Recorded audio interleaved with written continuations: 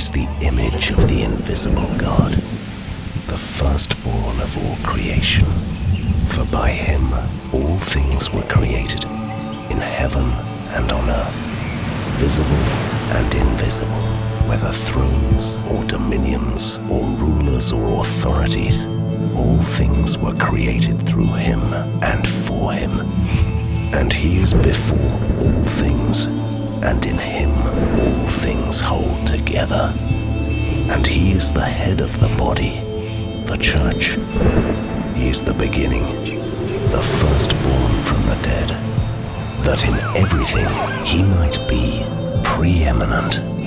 For in him all the fullness of God was pleased to dwell, and through him to reconcile to himself all things, whether on earth or in heaven, making peace by the blood of his cross. And you, who once were alienated and hostile in mind, doing evil deeds, he has now reconciled in his body of flesh by his death, in order to present you holy and blameless and above reproach before him, if indeed you continue in the faith, stable and steadfast, not shifting from the hope of the gospel that you heard, which has been proclaimed in all creation under heaven, and of which I, Paul, became a minister.